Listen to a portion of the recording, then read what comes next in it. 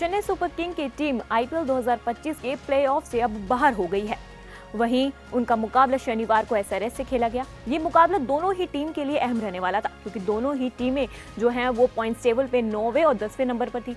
10वें नंबर पर सीएसके अभी भी बरकरार है और साथ ही साथ वो प्लेऑफ की रेस से भी बाहर हो गई है। वहीं उनके लिए प्लेऑफ के लिए क्वालिफाई करना मुश्किल नजर आ रहा है। वहीं सीएसके की टीम को लेकर और उनकी बैटिंग ऑर्डर को लेकर अब सीएसके के हेड कोच यानी स्टीफन फ्लेमिंग ने एक बड़ा बयान दे दिया है और साथ ही साथ उन्होंने अपनी मेगा ऑक्शन की गलती को भी स्वीकार कर लिया है।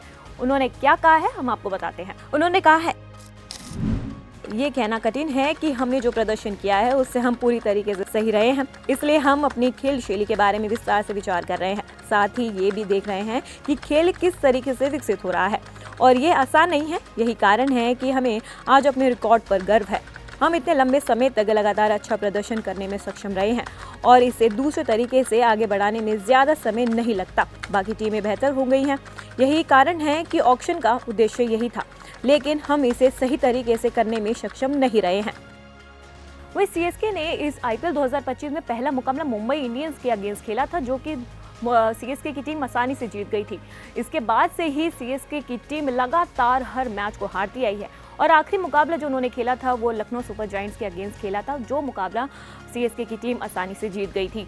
इस लगातार परफॉर्मेंस की अगर बात करी जाए तो इस पूरे ही टीम में इतने ज़्यादा बदलाव किए गए हैं, क्योंकि जो उनका टॉप ऑर्डर है, मिडिल ऑर्डर, वो पूरी तरीके से फ्लॉप नजर आया है। मेगा ऑक्शन की अगर बात करी जाए तो उन्होंने विजय शंकर, दीपक हुड्डा और राहुल त्रिपाठी जैसे खिलाड़ियों को मौका दिया था, जो कि मिडिल ऑर्डर में उन्हें लगा था कि अच्छा प्रदर्शन करेंगे, पर इसी कारण से सीएसके को जो है प्लेऑफ की रेस से बाहर होना पड़ा है, क्योंकि उनका परफॉर्मेंस जो है पूरे ही सीजन में कहीं नजर नहीं आया। जिसके बाद उन्हें टॉप ऑर्डर की बात करी जाए और मिडिल ऑर्डर की, जहां पे उन्हें नए खिलाड़ियों को मौका दिया। वहीं सीएसके के लिए 2 मैचेस में लगातार परफॉर्मेंस कर रहे शेख राशिद की बात करें या फिर आयुष मात्रे लगातार परफॉर्मेंस करते हुए नजर आए हैं और एसआरएच में सीएसके के लिए डेब्यू करते हुए ब्रेविज ने भी अच्छा प्रदर्शन किया। बेशक से वो अपने अर्धशतक से चूक गए, पर 42 रन उन्होंने बनाए 165 के स्ट्राइक रेट से। साथ ही साथ इसी चीज को लेकर ही सीएसके की टीम के ऋतुराज गायकवाड़ जो है कप्तानी संभाल रहे थे, उनके इंजर्ड होने के बाद ही कहीं ना कहीं सीएसके की जो मिडिल ऑर्डर है वो कहीं ना कहीं ढहता हुआ नजर आया, जिसके बाद युवा खिलाड़ियों को मौका दिया गया। इसको लेकर भी स्टीफन फ्लेमिंग ने क्या कहा है ये हम आपको बताते हैं। सीएसके इस सीजन में कोई भी लगातार अच्छा प्रदर्शन करने वाले बल्लेबाज नहीं ढूंढ पाई है। ऋतुराज गायकवाड़ की चोट ने इसे और भी बदतर बना दिया। फ्लेमिंग ने यह भी कहा है कि इसलिए आप ऊपर से नीचे तक जिम्मेदारी लेते हैं और फिर आप खिलाड़ियों से थोड़ा और ज़्यादा मांग करते हैं। लेकिन हाँ, ये एक ऐसा क्षेत्र है जहां हमें चिंतन करने की आवश्यकता है और ये कहना होगा कि ये उतना अच्छा नहीं था जितना हो सकता था।